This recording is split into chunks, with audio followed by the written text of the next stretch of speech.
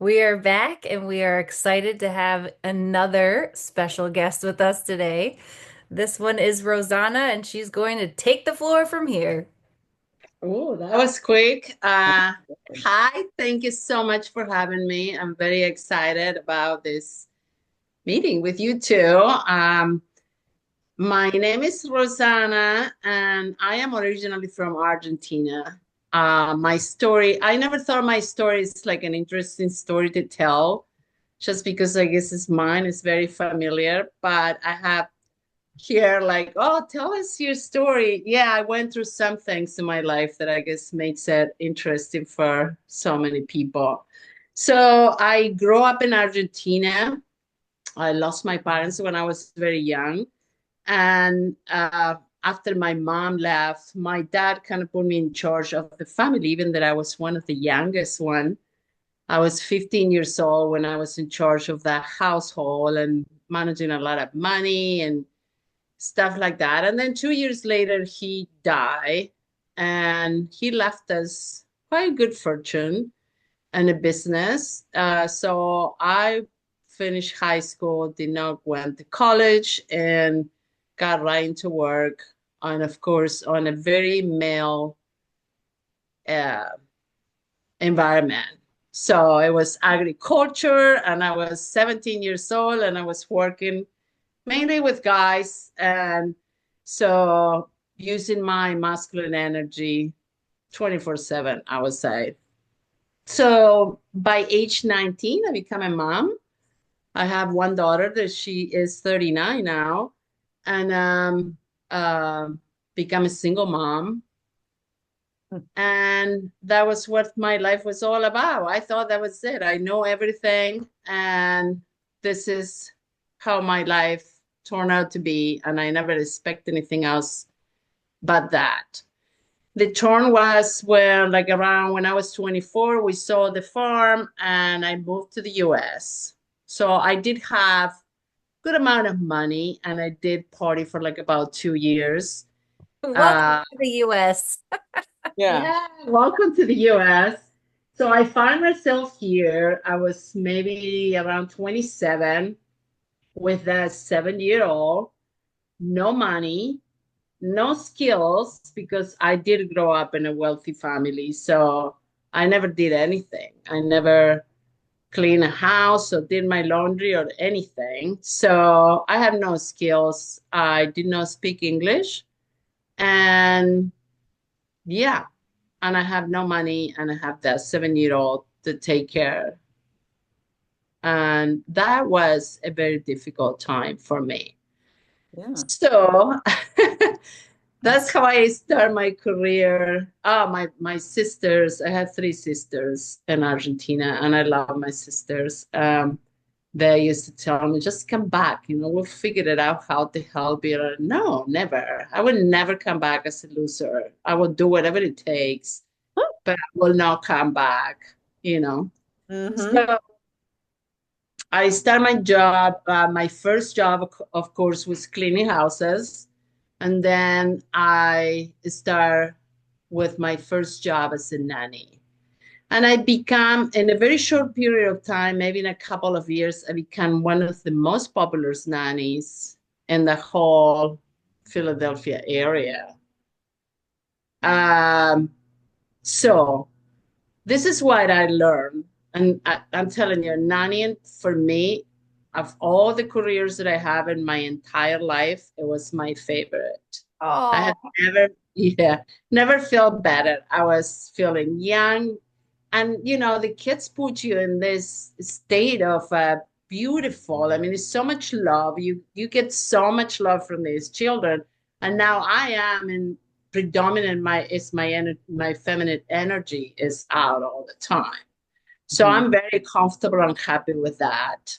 So I did that for years, and most of those kids now they are in the middle 30s, and I'm this weekend I'm going to meet with a girl that she's a beautiful, turned out to be an amazing woman. She's an artist and she paints these beautiful women images.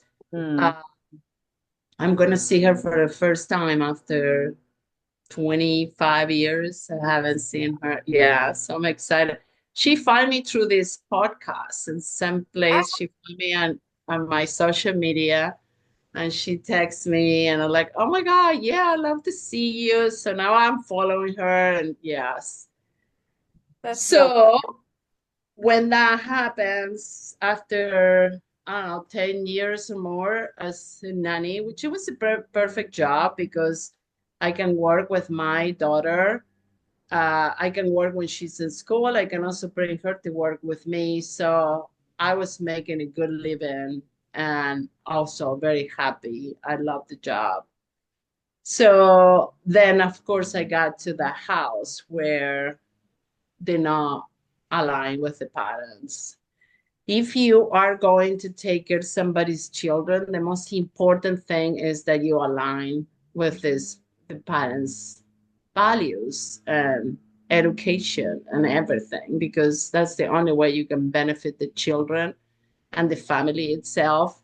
So I got into this house where, I mean, great people, but the parents were working all the time. So I was with the babies. They had two babies in less than, when they had the second one, the first was 10 months old. So there were two babies at one time. Like the oldest one didn't work, and I already have another one. And I was with them probably for like 12 hours a day. So they cool. were with me and they were going to sleep with me. And the parents were very busy. They were, they have busy profession. They were doctors and they were very dedicated. So the weekends they spent with the parents, it was like they can do everything they want to because, of course, I mean, I don't know. I was a working mom before I moved to the U.S. Mm. It spoiled my daughter a lot during the weekends because I didn't have to take care of her from Monday to Friday. So I know how that works. So I got burned in that job. I really got so tired that that is what it took me to my next career. I met somebody, I was dating somebody that had a construction company. And he said, well, if you're tired of working with kids, why don't you come and work for me? He had like a project. Uh, it was remodeling some homes. He moved houses from one place to another. And there were houses that needed to be put in a new foundation and, just attach the houses to the new foundations in a new location and redo the whole house and landscaping and everything. They were going to be for sale. I had no clue. I have never done anything like it. No idea. But again, I figure, well, I just had, of course, he gave me a pickup truck. So now I'm going back to my masculine energy. I have a pickup truck. I have a crew of guys working for me, have tools and heavy equipment, stuff like that. And I just figure, well, I can do all the designs and everything. And then if I just hire experts on everything, if I'm hire the best carpenter, the best tile installer, then how wrong could it be? I can just make the design and let them do the work. At the very end, it turned out to be great. It was work for like 2 years. I got my chunk out of that. And um, that took me to become the owner of a company that I own right now. I own a construction company in New York City. It's very, I mean, for over 20 years now. And I have a great reputation as a contractor now. Of course, now I know so much more. But he told me, well, that job was over. And he said, listen, I know a guy that has a brand new company. You can get it from him, pay a little money. I will help you. It was a marine construction company. I will help you into doing the sales and, with renting equipment. So I dive into that. And that was, I think, one of the craziest things I did in my life. but I figured how hard could it be? So I think the fact that I grow as in a wealthy family, I did have money and then I lost everything, give me that strength, the resilience into I'm fearless. Not that I don't have fear. Don't get me wrong. I'm totally, Yeah. but I face my fear very quickly. Mm. If I survive that, I can survive anything. Literally, what could have happened? Go broke? Well, I did that once and it turned out to be fine after a while.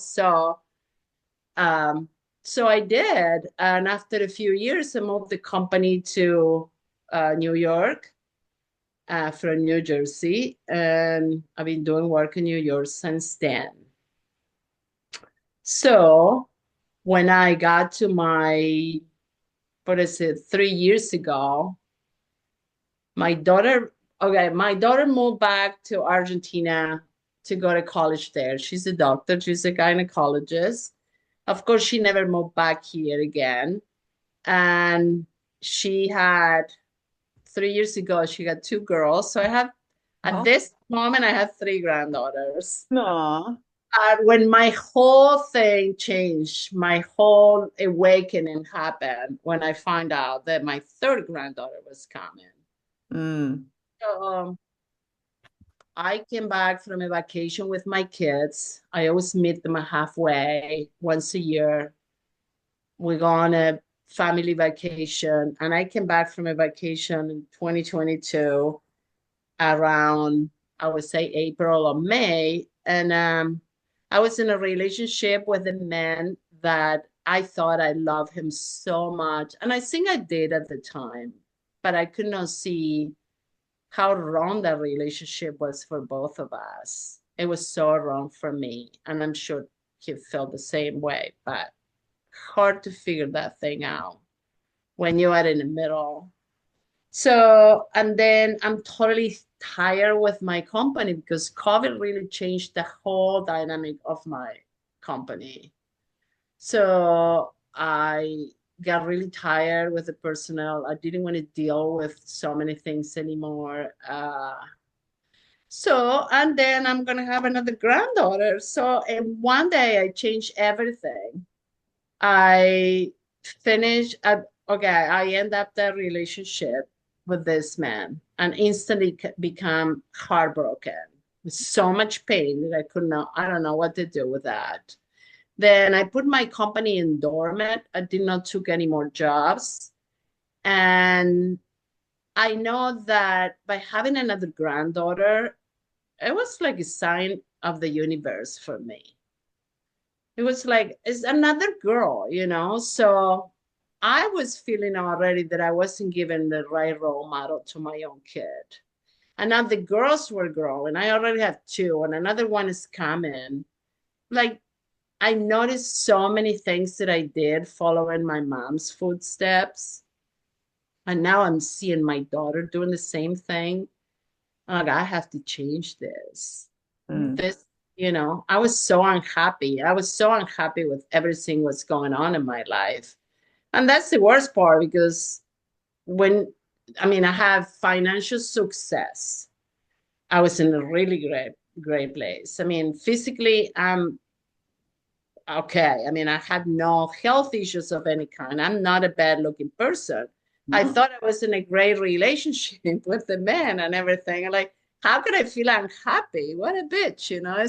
It's like, it gives you like the guilt feeling. You're supposed Oh. to be happy with everything. I mean, I had more than what I ever imagined for myself. Mm.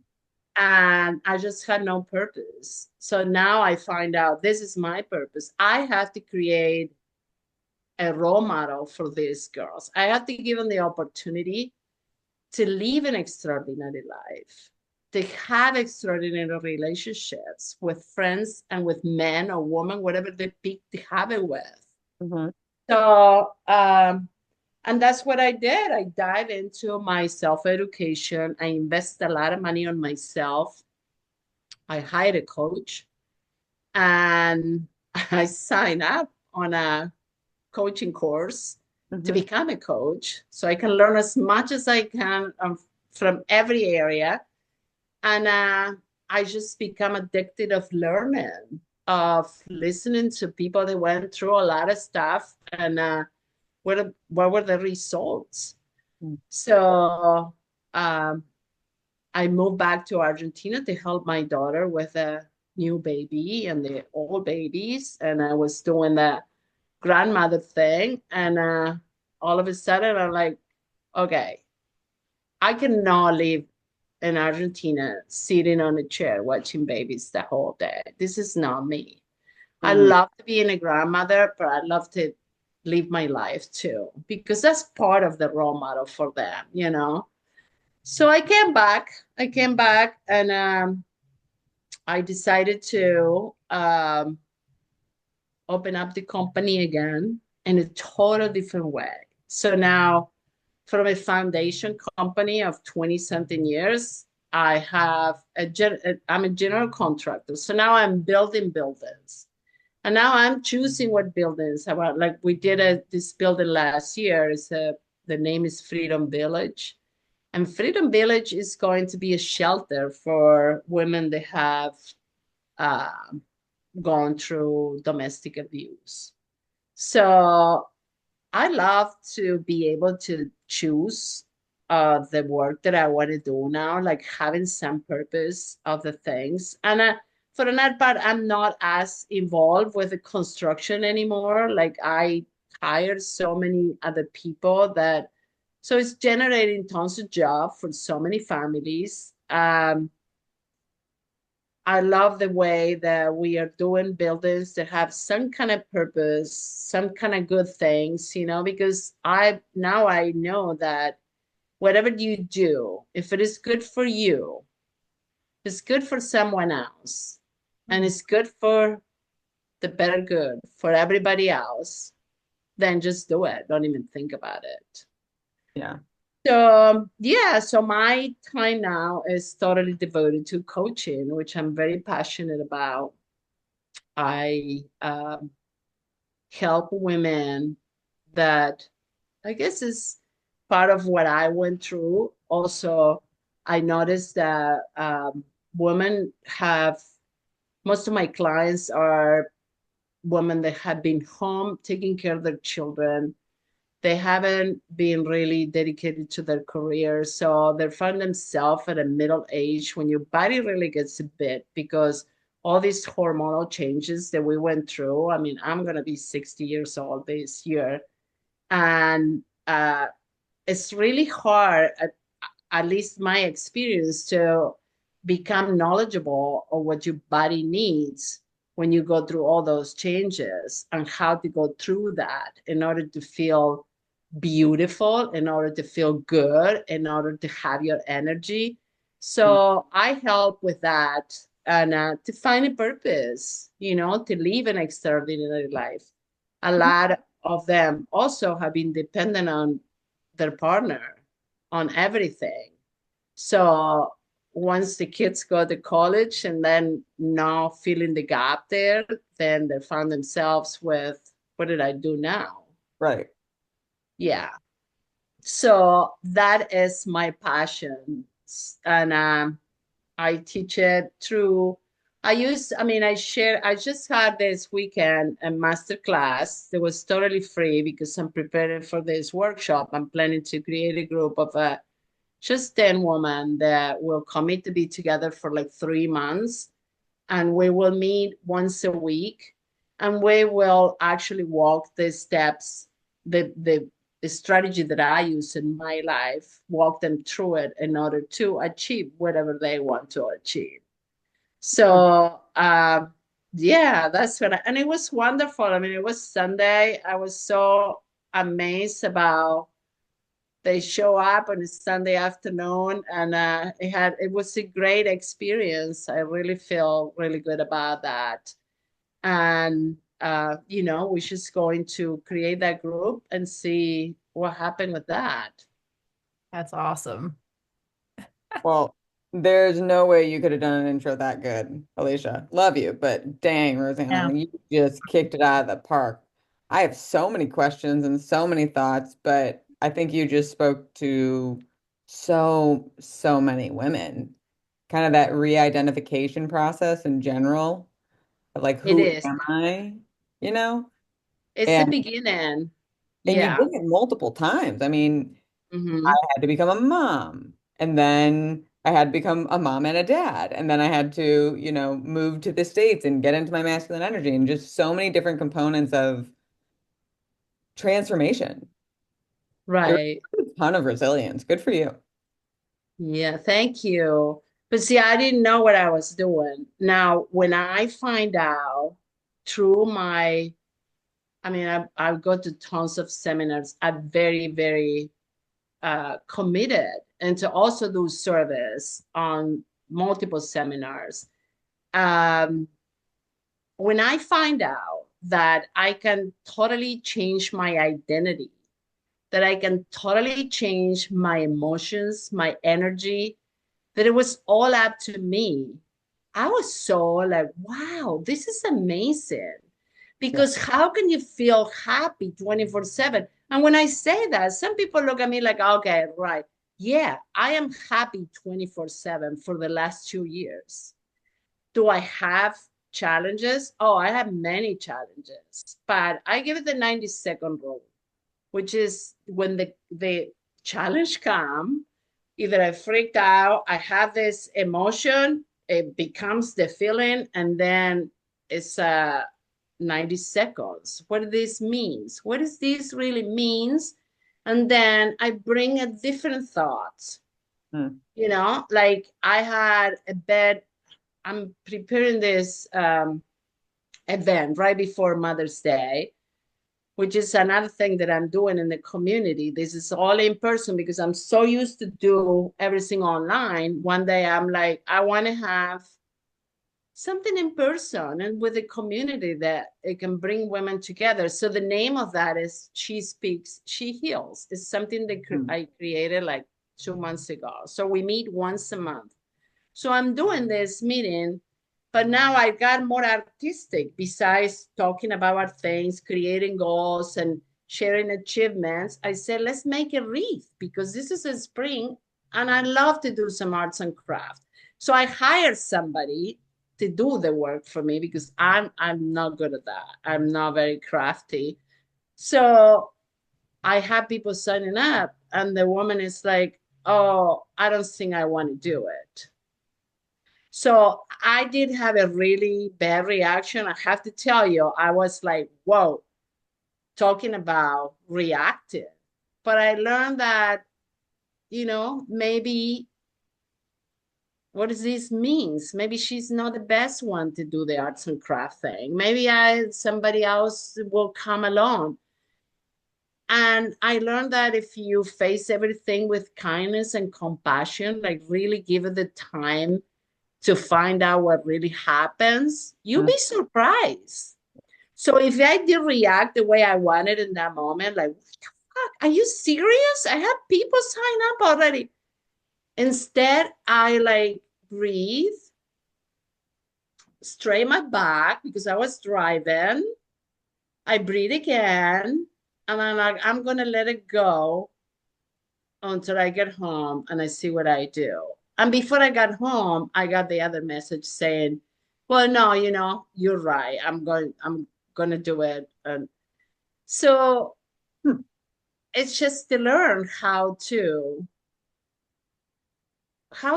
participate in life. I mean, it's just it's somebody creating your identity.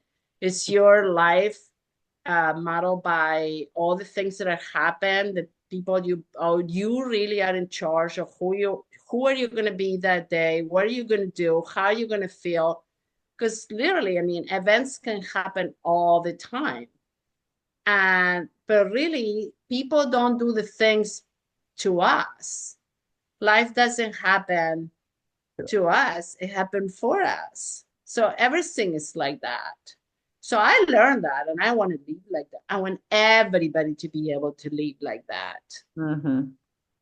I just heard a Buddhist monk talking about how one of the first things that Buddha learned in his enlightenment is that life is suffering, but that is not, nothing's it's not unusual, meaning everybody suffers. Like suffering is just part of the deal of this existence. And so you're not special or you're not bad because you're suffering. You're just Hmm. participating in this experience. Yeah, and I like what you said, Rosanna. You said like happiness isn't the absence of challenges, right? Like you Right. acknowledge like I'm happier than I've ever been, but clearly your story is riddled with different obstacles and challenges.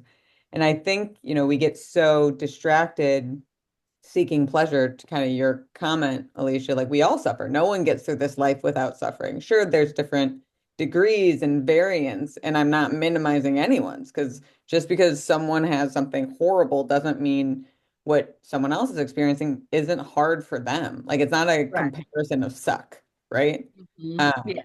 But I think we need to get away from the pursuit of happiness and more to the pursuit of like meaning and purpose and connection. Yes. Yes, because that's what it creates the happiness. The happiness comes from that. See, I was in a really great place. I have a beautiful bank account. I have a very handsome man and have all the things that, but I had no purpose. And Hmm. then that was why I wasn't happy. So That now I live my life in my own terms. that was So something you said. I kind of like looked and it's like I have everything I want. So why don't I feel the way I thought I'd feel?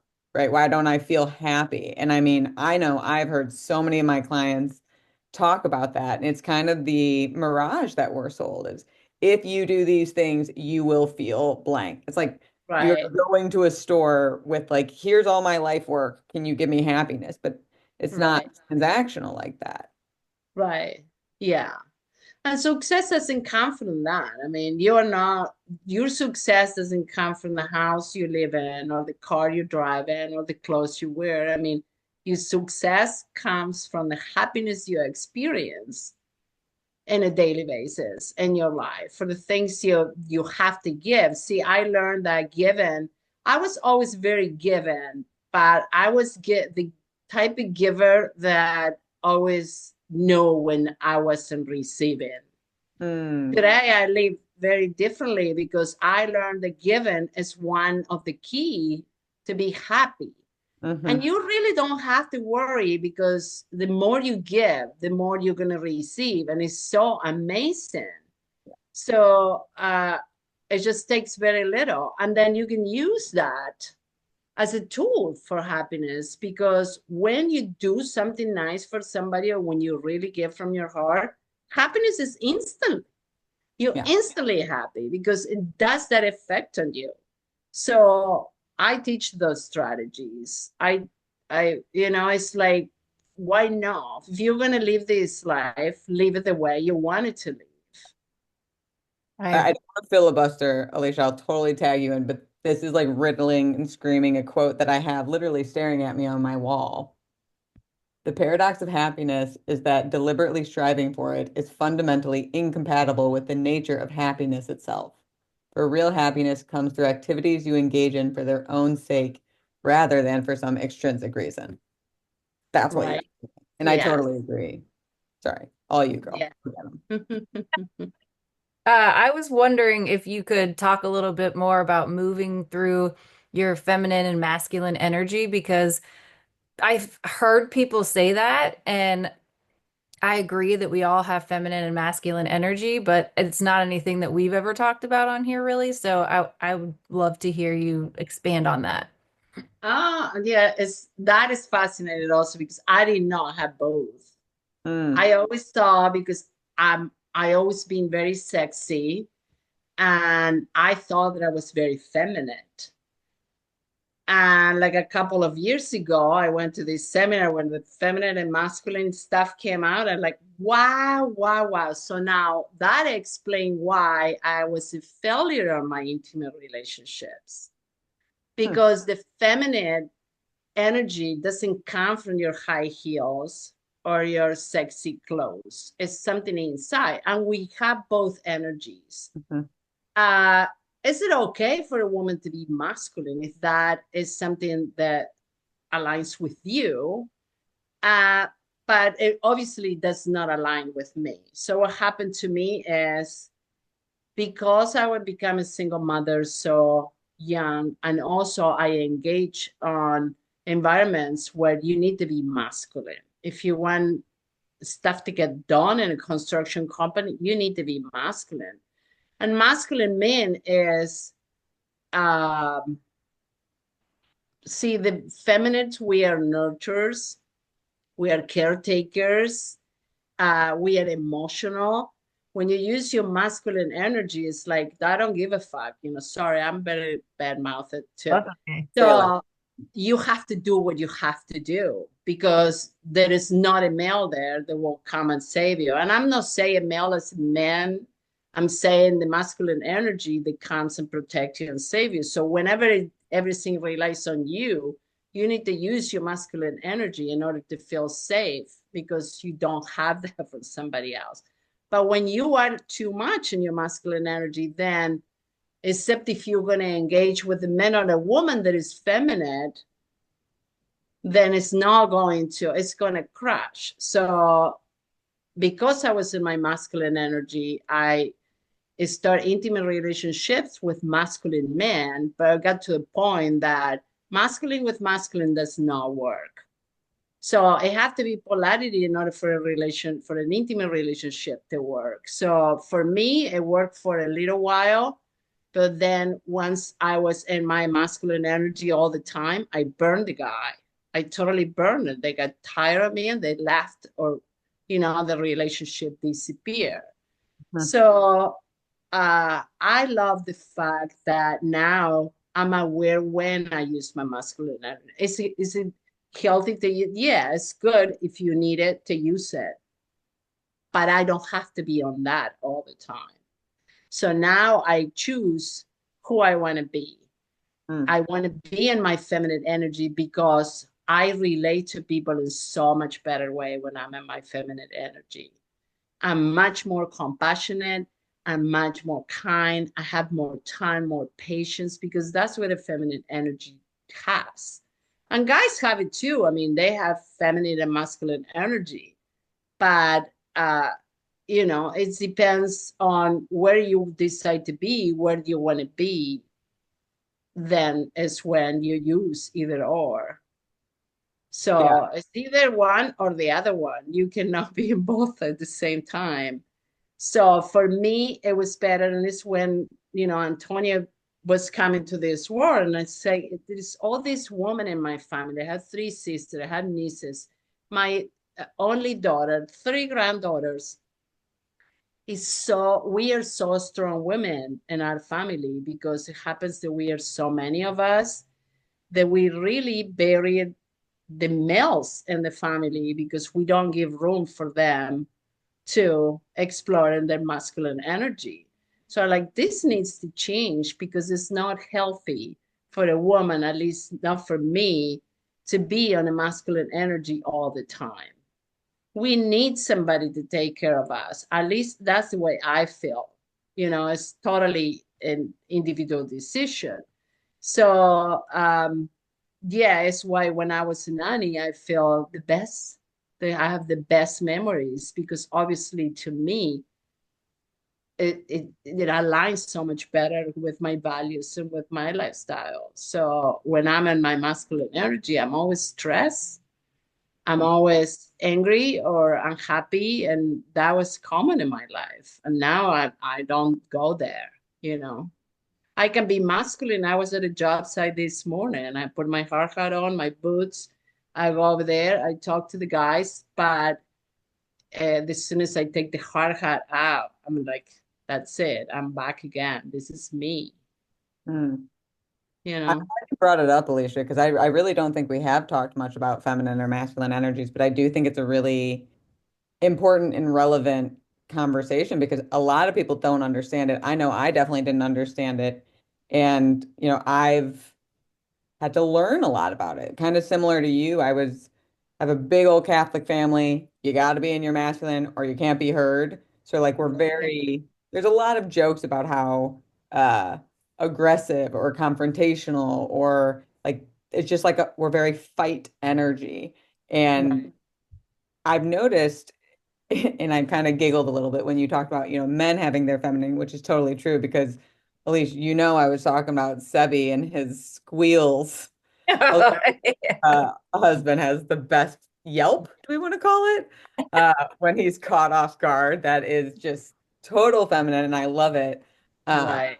but in a partnership, I know for me, it kind of feels like a dance for That's me the dance. between The like me leading in a masculine or feminine, and my And husband. when you are in a relationship with somebody, it's not like forever I'm going to engage in my feminine. No, I can be masculine and protect my feminine guy that is with me. So I learned that now, which is being in a masculine and feminine energy had nothing to do with your genitals. I mean, it's not like being a man or a woman. Yeah, but I thought it was Oh, that I'm way. glad you're saying that because I totally No, agree.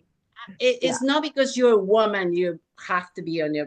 No, it's something that, and the men engage on that. I mean, there is nothing more beautiful if you have an intimate relationship with a man or a woman, for them to become the feminine and you become the masculine for a little, and give them a hug, when they're going through a hard time, let them be vulnerable and you be the strong one. That's beautiful when you can. It is like a dance, Yeah. but you have to do the dance so the polarity is there and you don't break the passion, you don't break that, so it's kind of, yeah.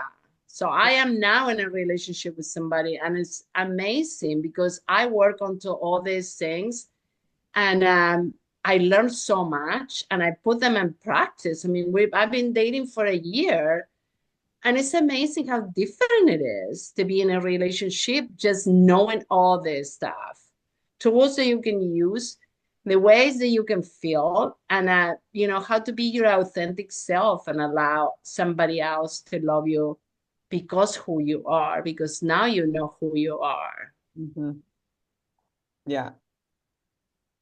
It's a it's an interesting dance to navigate. And I do think it's energy. It's not genitalia, to your point. So thank you again for that distinction Yeah, because it really is, and it's an inner experience. Like right. this was my first understanding of my feminine. He asked me when we were arguing to be softer. And so I was whispering. I'm like, you want me to talk to you like this? And like all of my body language was super aggressive. Right, How I was whispering, like I was yell whispering, right, because right, I interpreted softer to mean vocally softer, right? right. And it's not that he wasn't using the right or wrong language. It was that there was like a gap in the understanding. And then I lost my voice. When he, From whispering. That's hilarious. yeah. No, not from whispering. I think I got sick, but all the same, the Oh, only way for my voice to come out, for me to have any sound, is if I spoke more like this, and then you could hear me, and then I had something. But if I talked more like I normally do, which is this, and like nothing came out. And that was kind of when my husband was like, that, what you're doing now, that's when I say soft, that's what I mean. And I'm like, that's so unnatural because I literally feel myself have to move backwards in my throat to Right. access.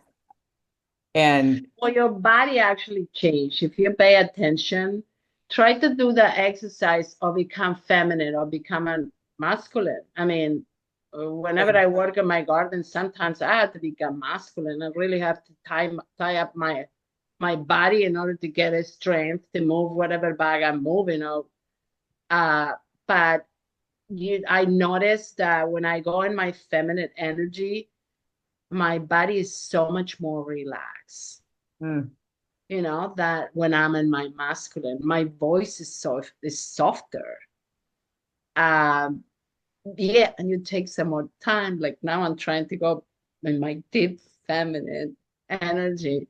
It's just so different. it is. Really, it's very different. Alicia, And how do you notice it? how Do do you? I notice it? Yeah. Oh, that's a really good question. I feel like it just happens sort of naturally, and I guess I don't purposely do one or the other. I'll be honest about that.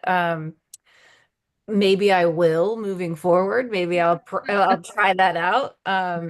You can try it out with somebody. I mean, you have a husband, try it with them. Be feminine. Yeah. Yeah. I mean, he It's gonna loves being go feminine, so you got to get him to that and compromise. yeah.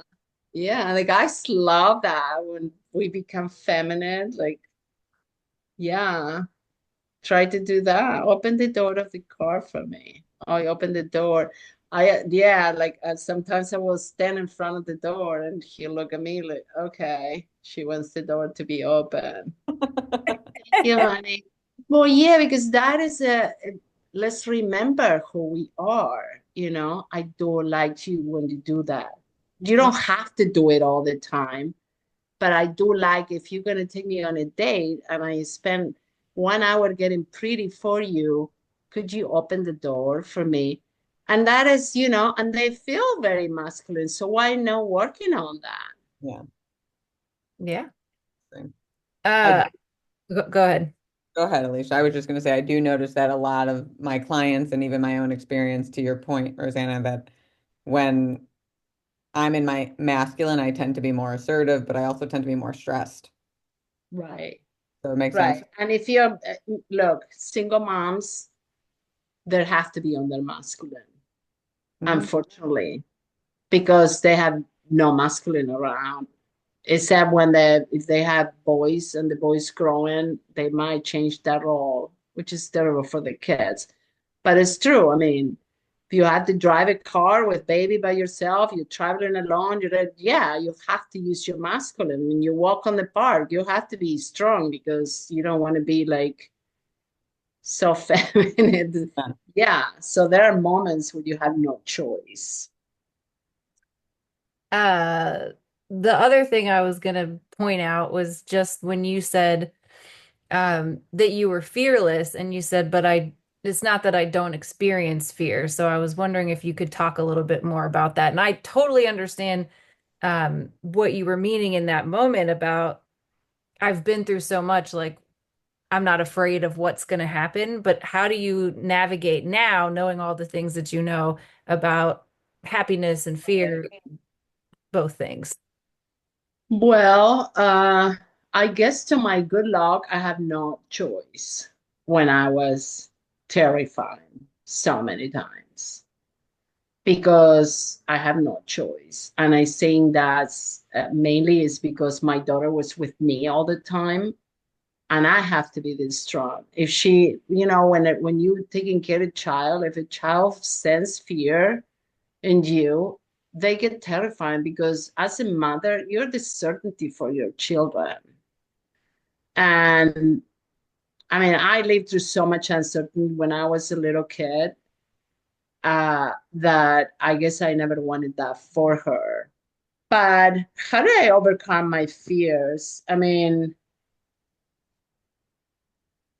I have nobody to help me and so many times, and I have to do what I have to do. Today, it'd be different. Today, if I have to face fear, I will. Um, what's a fear, really? I mean, my granddaughter will tell you she's 14, and she say, "Fear doesn't exist. You create fear." She's 14.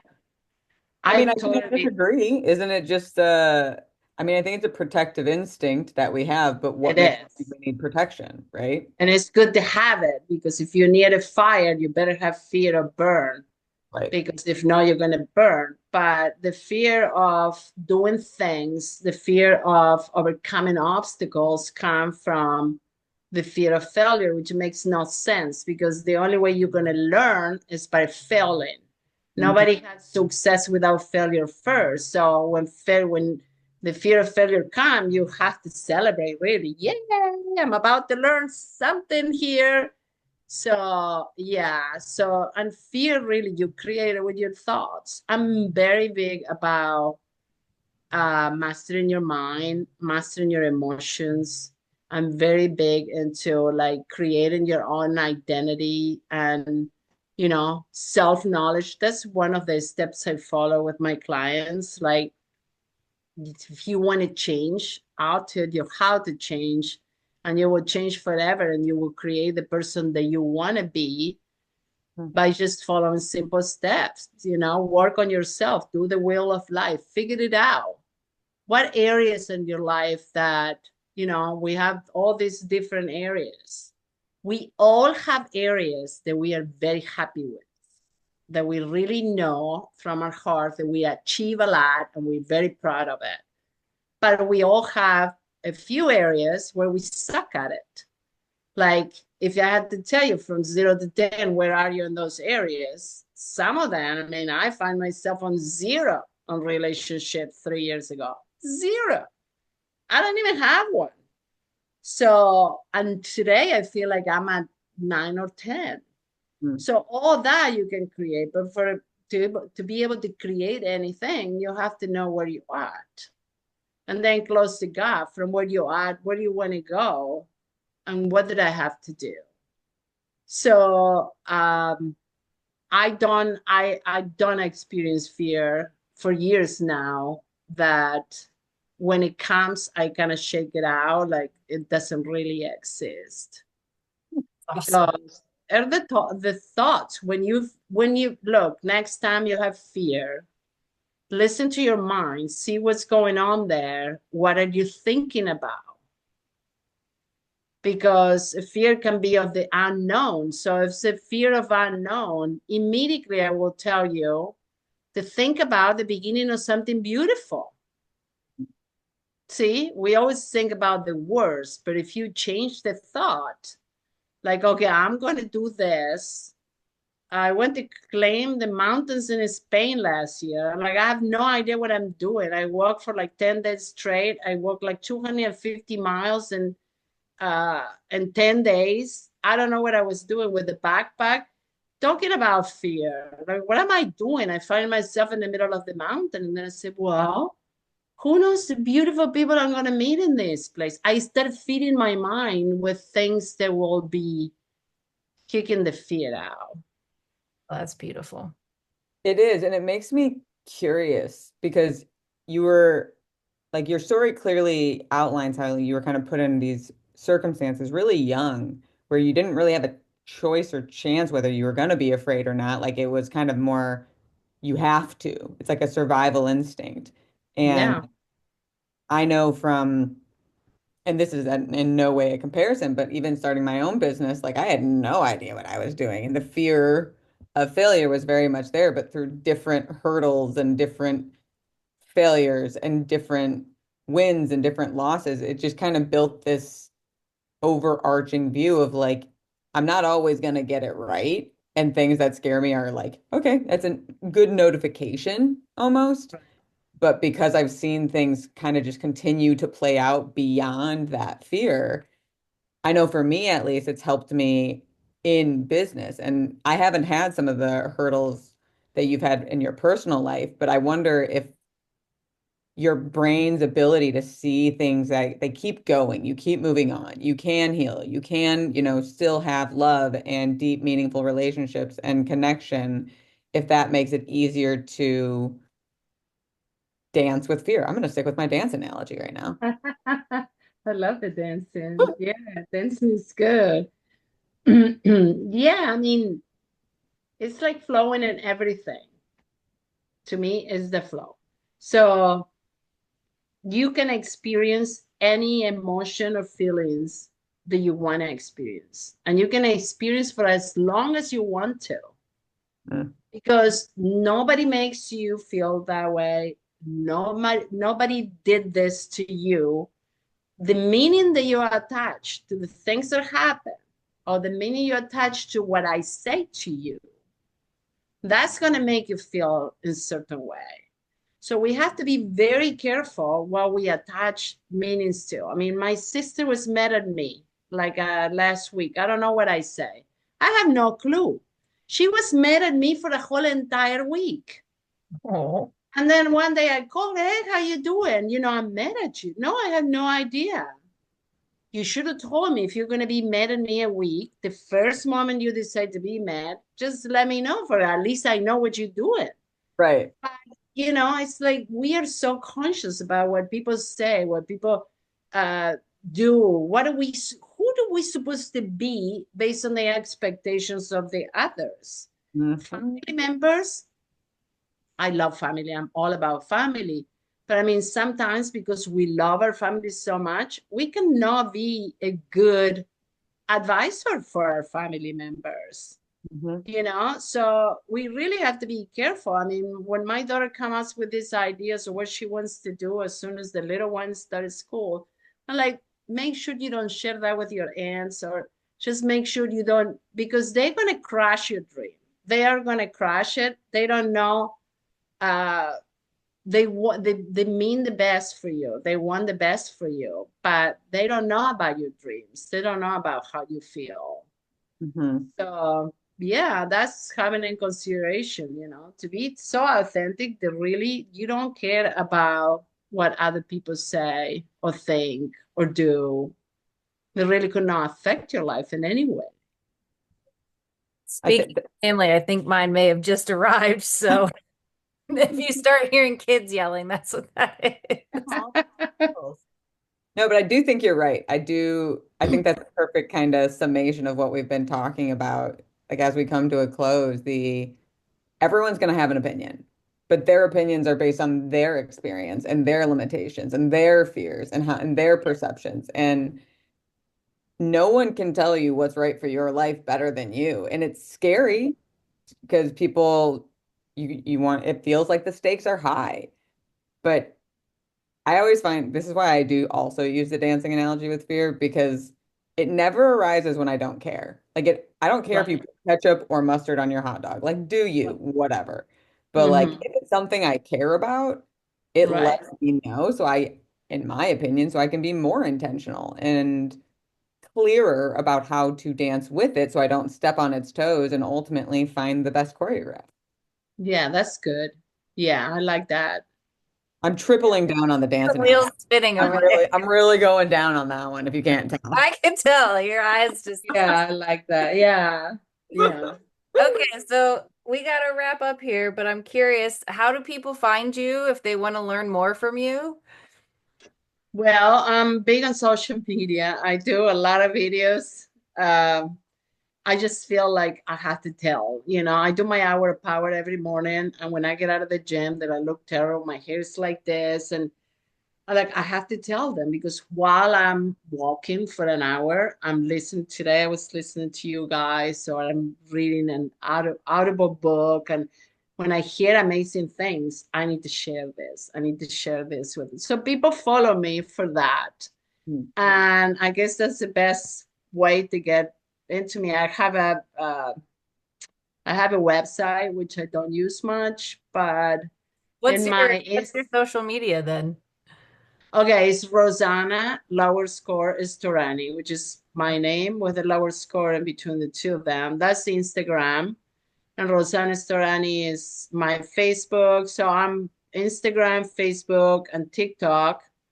And I have different crowd of followers in each one of these. Yeah, it's so funny how different ages and different uh, social media.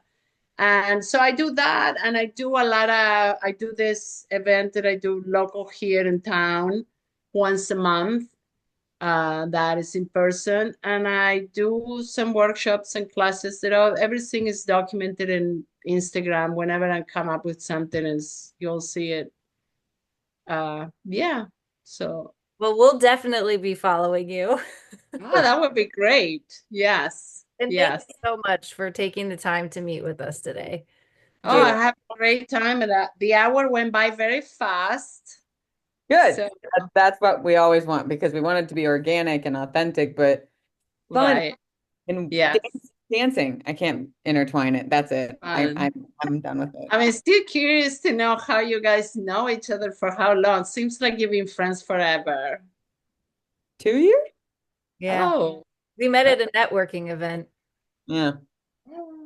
that's I was cool. gonna try to dump her off on somebody else, and then I was like, I guess I'll keep you for myself. She likes me too much. I want her over. It works. We both win. Yes. That's so cool. That's great. Well, thank you so much. I appreciate it. And I will keep watching your podcast. Thank you. Thank So, you, Rosanna. yeah. Have a good one. Yes. Okay. Take care, you guys. Bye. Bye.